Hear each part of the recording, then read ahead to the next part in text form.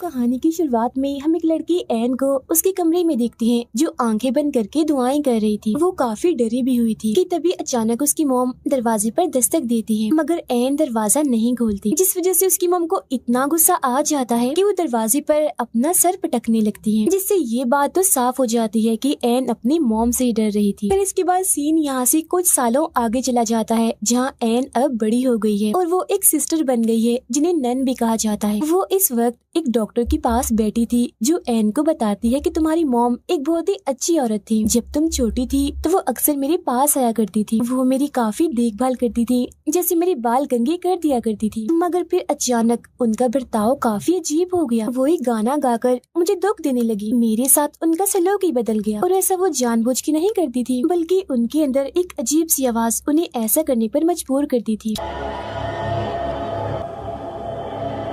क्योंकि असल में वो पोजेस हो चुकी थी। मतलब कि शैतान ने उन पर कब्जा कर लिया था। इसके बाद दिखाया जाता है कि 1835 में एक्सॉर्सिज्म सिखाने के लिए एक स्कूल बनाया गया। एक्सॉर्सिज्म यानी काले जादू का तोड़। लेकिन अब क्योंकि पोजेस्ड यानी जिन पर शैतान ने कब्जा किया हुआ था उनकी तादाद बढ़ती जा रही थी, तो उसी स्कूल में अब उन लोगों को भी रखने का फैसला किया जाता है जो पोजेस्ड हो, जहाँ उन सबकी देखभाल सभी सिस्टर्स और नन्स करेंगे। मगर वो एक्सॉर्सिज्म से दूर रहेंगे, क्योंकि सभी फादर्स और प्रीस्ट एक्सॉर्सिज्म सीखकर उनकी पोजेशन को खत्म करेंगे, जिससे वो बिल्कुल ठीक हो जाए। अब हम एन को देखते हैं जो पहले एक बड़े चर्च में रहती थी, मगर अब वो भी इस स्कूल में आ जाती है। हालांकि वो एक नन है, सिस्टर है, एक्सॉर्सिज्म से उसका कोई लेना देना नहीं है, मगर फिर भी एक्सॉर्सिज्म सीखने में उसकी काफी दिलचस्पी होती है। फिर जब वो क्लास में थी तो वही डॉक्टर जिससे एन बातें कर रही थी वो सबको जादू टोने और इसके तोड़ के बारे में बता रही। यहाँ पर कुछ मरीज ऐसे थे जिनका ध्यान एन रख रही थी। कुछ वक्त पहले ही यहाँ एक और मरीज भी आई थी जिसका नाम नेटली था, जो सिर्फ एक 10 साल की बच्ची थी। एन उससे बातें करती है, हंसी मजाक करती है, जिससे वो बच्ची काफी खुश रहती है और एन को वो बहुत पसंद करती है। अब रात को जब एन अपने कमरे में थी तो तभी उसे किसी के पुकारने की आवाज आती है,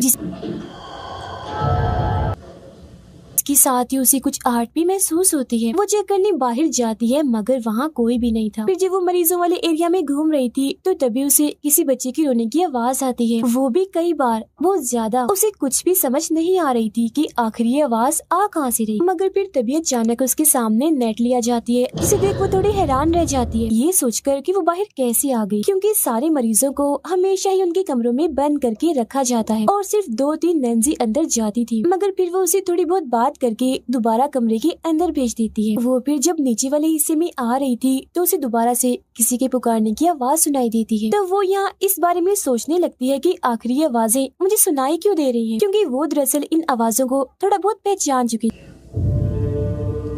इसके बाद वो क्लास के पास से गुजरती है जहाँ हेड फादर सारे नए फादर्स और प्रीस्ट को क्लास दे रहे थे और सभी को एक्सॉर्सिज्म के बारे में बता रहे थे। वो यहाँ एक लड़की की वीडियो दिखाते हुए बताते हैं कि ये पोजेस हो गई थी, इस पर एक्सॉर्सिज्म ने काम नहीं किया, जिस वजह से इसकी मौत हो गई, क्योंकि उस पर शैतान का कब्जा बहुत ही ज्यादा गहरा था। अब एन भी आकर चुपके से इस क्लास में बैठ जाती है, क्योंकि उसकी दिलचस्पी तो इस टॉपिक पर पहले ही बहुत थी। फादर उसे देख लेते हैं मगर कुछ नहीं कहते। आगे फादर बताते हैं कि जब हम किसी पोजेस्ड इंसान के सामने जाते हैं तो एक तरह से हम किसी जंग के मैदान में आ जाते हैं, इसीलिए हमें पूरा ध्यान रखना पड़ता है और अपने सारे हमले भी बिल्कुल तैयार रखने पड़ते हैं। हमें गॉड की कई बातों को हमेशा याद रखना होता है, क्योंकि शैतान और उसके साथी हमारा ध्यान भटकाने की कोशिश करते हैं। अलग अलग चालें चलकर, जाल बिछाकर वो हमें कमजोर करने की कोशिश करते हैं, इसीलिए हमें उनका सामना काफी अच्छे से करना होगा और कुछ भी हो जाए गॉड पर यकीन रखना होगा, क्योंकि तभी हम किसी पोजेस्ड इंसान पर एक्सॉर्सिज्म करके उसे ठीक कर सकते हैं, जो कि बहुत बार नहीं हो पाता और शैतान का शिकार पोजेस्ड इंसान मारा जाता है। फिर इसके बाद एन इसी लड़की की रिकॉर्ड फाइल और रिकॉर्डिंग चेक कर रही होती है, जिसमें उस लड़की ने भी एक आवाज के बारे में बताया था कि वो आवाज मुझे अक्सर सुनाई देती है। अब यही हम एक पुराने वक्त का सीन देखते हैं जहाँ एन डॉक्टर को बता रही थी कि जब मेरी मॉम पोजेस्ड थी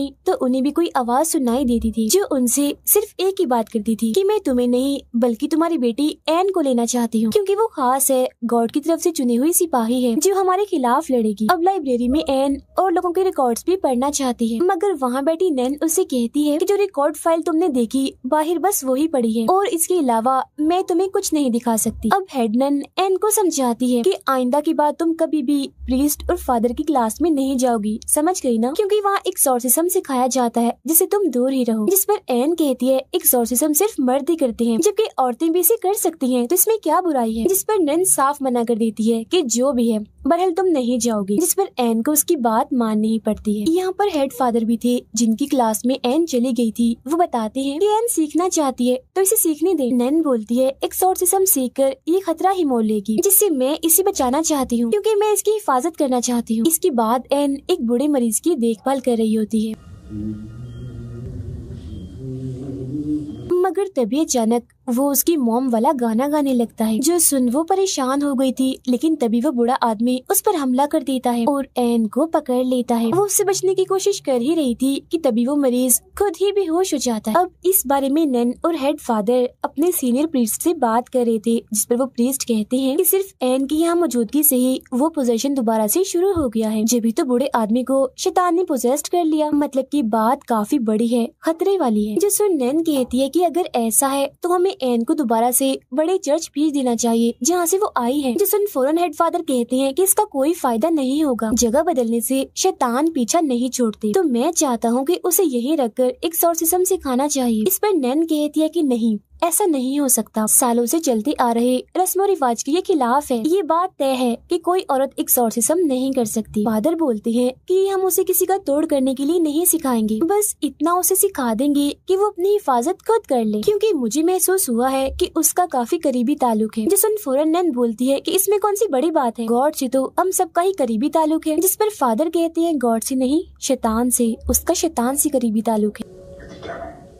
फिर अगले दिन एन एक्सॉर्सिज्म वाली क्लास में जाने लगती है, जहाँ एक फादर जिसकी एन से दोस्ती हो गई थी, उसके अलावा सब इस बात से नाखुश थे। क्लास खत्म होने के बाद फादर उन्हें असली एक्सॉर्सिज्म की झलक दिखाने के लिए ऊपर वाले फ्लोर पर ले जाते हैं। ये एक ऐसी जगह थी जहाँ सबसे खतरनाक पोजीशन वाले लोगों को हिफाजती कमरों में रखा जाता है, और जिस कमरे के पास वो आए थे इसमें नेटली को रखा गया था क्योंकि उसका पोजीशन काफी बढ़ गया था। तब हेड फादर दो छोटे फादर जो अब एक्सॉर्सिज्म सीख रहे थे उन्हें इस कमरे में भेजने का फैसला करते हैं एक्सॉर्सिज्म करने के लिए, और उन्हें बताते हैं कि जिस पर तुम एक्सॉर्सिज्म करने जा रहे हो वो सबसे खतरनाक शैतान है, जो सबकी खुफिया राज, उनकी शर्मिंदगी और सभी गुनाहों को जानता है, जिन्हें वो फिर उस इंसान के खिलाफ इस्तेमाल करता है जिसके अंदर वो होता है, और ऐसा करके वो उसकी आत्मा को तोड़ता है। तो तुम इस चीज का खास ध्यान रखना। फिर इसके बाद वो एक्सॉर्सिज्म करने के लिए उस कमरे के अंदर चले जाते हैं और अपने जादुई अल्फाज और मंत्र पढ़ने लगते हैं, लेकिन पोजेस्ड हुई नेटली पर इनका कोई असर नहीं होता।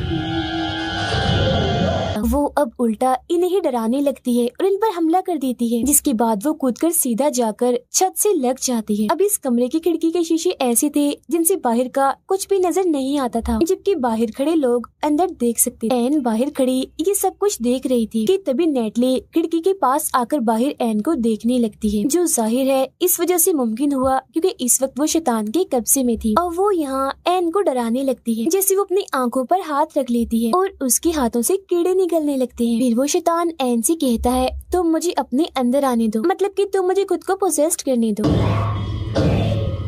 फिर फौरन ही फादर कमरे के अंदर आ जाते हैं क्योंकि बात अब बस से बाहर हो गई थी, मगर पोजेस्ड नेटली उन पर भी हमला कर देती है, जिसके बाद अब एन अंदर आती है और उससे बात करने लगती है। वो कहती है संभालो खुद को और जल्दी करो, होश में आओ। तब उसकी ये बात नेटली पर असर भी करती है क्योंकि वो फौरन ही होश में आने लगी थी, मगर तभी अचानक उसके अपने ही बाल उसके मुंह में जाने लगते हैं, लेकिन उन बालों को दोनों छोटे फादर्स पकड़ लेते हैं, जबकि हेड फादर फिर अपने मंत्र और जादुई अल्फाज पढ़ने लगते हैं, जिसके साथ ही नेटली फौरन होश में आ जाती है और वो उसके बाल बाहर निकालते हैं जिन्हें एक शैतानी हाथ में पकड़ा हुआ था क्योंकि शैतान उसके अंदर था। फिर अब कुछ वक्त के बाद दोनों छोटे फादर और एन आपस में बात कर रहे होते हैं क्योंकि तीनों की काफी अच्छी दोस्ती हो गई। उनमें से एक फादर कहता है कि एन का तरीका काम कर गया क्योंकि कहीं न कहीं नेटली उस पोजीशन में मौजूद थी जिसने तुम्हारी बात सुन ली और होश में आने की कोशिश की। ये कहकर वो उसे अपनी बहन के बारे में बताने लगता है कि मेरी बहन की शादी हुई थी, उसका बच्चा जब होने वाला था तो किसी वजह से बच्चा उसने खो दिया, जिसमें कहीं न कहीं मेरी बहन की भी गलती है, जिस वजह से वो हर वक्त सदमे में, शर्मिंदगी में रहती है और मैं उसकी वजह से बहुत परेशान। फिर अब रात के वक्त एन को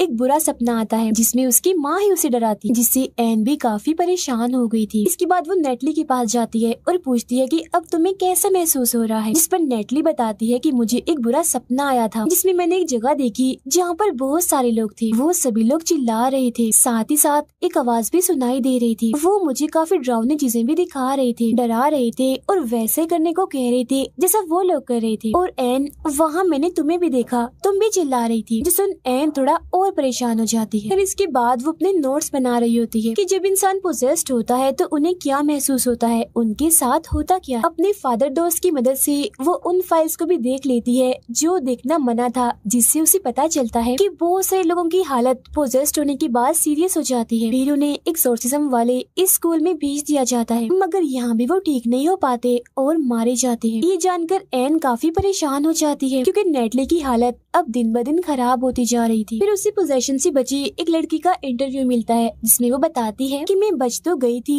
मगर पोजेशन में मैंने अपने साथ बहुत गलत किया था, मतलब कि खुद को नुकसान पहुंचाया, अपना चेहरा तक बिगाड़ लिया था। मैंने ऐसा कदम इसीलिए उठाया क्योंकि जो मेरे अंदर का शैतान था जिसने मुझे पोजेस्ट किया हुआ था, उसने मुझे मेरे गुनाहों और शर्मिंदगी का एहसास दिलाया और आज भी मैं उसी शर्मिंदगी में जी रही हूँ। अब हमें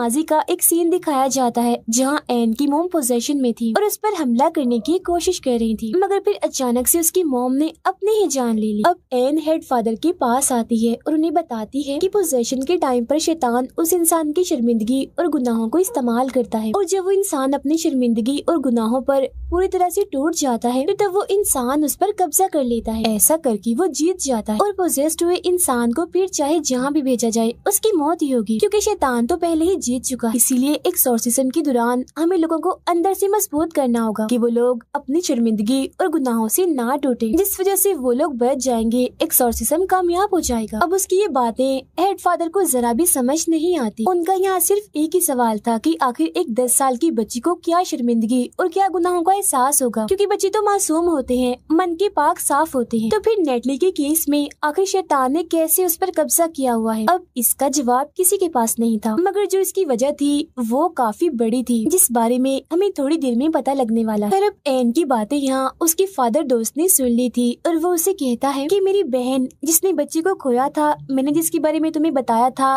वो भी अब पोजेस्ड हो चुकी है, तो तुम उसकी मदद कर दो ताकि उसकी जान छूट जाए। जिस पर वो मान भी जाती है और ये दोनों उस फादर के घर आ जाते हैं जहाँ एन उसकी बहन से बात करती है। उसका भाई यानी फादर एक्सोर्सिज्म शुरू करता है तो पता चलता है कि उसकी बहन को भी अपना बच्चा खोने की वजह से शर्मिंदगी और गुनाहों का एहसास था और वो काफी दुखी भी थी और इन्हीं सब चीजों का इस्तेमाल करके शैतान उसे परेशान कर रहा है। जब एन उसे संभालती है, कहती है तुम बिल्कुल ठीक हो और गॉड की नजर में भी तुम बिल्कुल पाक साफ हो, गलत नहीं हो और वो तुमसे अभी भी प्यार करती। ये बातें सुनकर उसकी बहन खुश हो जाती है जिससे जाहिर है उनकी जीत हो रही थी। अब खुद को हारता हुआ देखकर शैतान चिढ़ जाता है और अब वो आसपास की चीजों से इन पर हमला करने लगता है, मगर अब तक उसकी बहन ने अपने बारे में गलत सोचना बंद कर दिया था जिस वजह से वो बिल्कुल ठीक हो गई थी, जो देखकर वो तीनों ही काफी खुश हो जाते हैं क्योंकि ऐसा करके उन्होंने पहले जान तो बचा ली। फिर इसके बाद एन और उसका फादर दोस्त बाहर बैठकर बातें कर रहे थे जहाँ एन उसे अब अपने बारे में बताती है कि मेरी मोम की मौत के बाद मैं बिल्कुल अकेली हो गई थी, जिसके बाद एक काफी अमीर फैमिली ने मुझे गोद ले लिया, मगर जब मैं 15 साल की हुई तो मुझे नशे की लत लग गई और मैं गलत रास्तों पर निकल पड़ी, जिसके बाद मेरे साथ पता नहीं क्या हुआ, मुझे याद नहीं, पर मैं प्रेग्नेंट हो गई, मतलब कि मैं माँ बनने वाली थी, जिस वजह से मेरी जिंदगी में काफी मुश्किलें आई क्योंकि मेरी इस हरकत की वजह से उस फैमिली ने मुझे घर से निकाल दिया था। जिसके बाद मुझे सहारा दिया नन्स और सिस्टर्स ने, जहाँ मेरी बेटी पैदा हुई जिसे मैं पालना नहीं चाहती थी। फिर मैंने दुखी मन से अपनी बच्ची को छोड़ दिया था और उन्हीं नन्स ने उसे गोद ले लिया था, जिसके बाद मैंने भी ये फैसला किया कि अब मैं भी इन्हीं की तरह ही एक नन, एक सिस्टर बनूंगी और पूरी इंसानियत की खिदमत करूंगी। और अपनी बच्ची को छोड़ते वक्त मैंने उसके पास एक लॉकेट छोड़ा था जो कि क्रॉस का था, जो बचपन से ही मेरे पास रहा था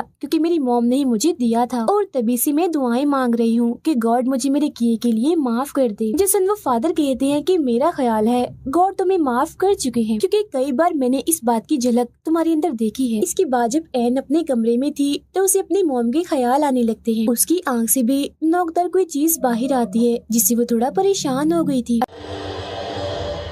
अगले ही पल हम उसकी मॉम की आत्मा को उसके पास ही खड़ा हुआ देखते हैं। कुछ देर बाद उसे हेडनन बुलाने आती है जो उसे सीनियर प्रीस्ट के पास ले जाती है जहाँ पर उसका फादर दोस्त भी बैठा हुआ था। और अब हमें यहाँ पर पता चलता है कि उस फादर की बहन जिस पर इन्होंने एक्सॉर्सिज्म किया था वो मारी जा चुकी है क्योंकि उसने भी खुद अपनी जान ले ली थी। यहाँ पर सभी लोग एन और उस फादर पर काफी गुस्सा कर रहे थे कि आखिर तुमने एक्सॉर्सिज्म किससे पूछ के किया था। अब एन को उसकी मौत का काफी दुख था तो वो अपनी सजा खुद ही बता देती है कि मुझे वापस उसी चर्च में भेज दिया जाए जहाँ से मैं आई थी क्योंकि मैं जानती हूँ ये गलती बहुत ही बड़ी है, नाकाबिले माफी है। जब वो उस बड़े चर्च में आती है तो वो डॉक्टर उससे मिलने आती है और उसका हौसला बढ़ाते हुए कहती है कि तुम एक अच्छी इंसान हो, कभी कभी तुम भी लोगों की जान बचाने की कोशिश करती हो और क्योंकि तुम एक नई राह पर हो तो अपनी नाकामियों से मत डरो। और नेटली पर एक्सॉर्सिज्म कामयाब रहा है, वो बिल्कुल ठीक हो गई है और कल अपनी मॉम के साथ चली जाएगी। सुन एन बहुत ही खुश हो जाती है। अब अगले दिन उससे मिलने उसका फादर दोस्त आता है और उसे बताता है कि नेटली को घर ले जाया जाना था मगर वो दोबारा पोसेस्ड हो गई थी और इस बार उसका पोजेशन काफी हद तक बढ़ गया। उसने 3 लोगों को मार दिया जिसमें प्रीस्ट और नन शामिल थे।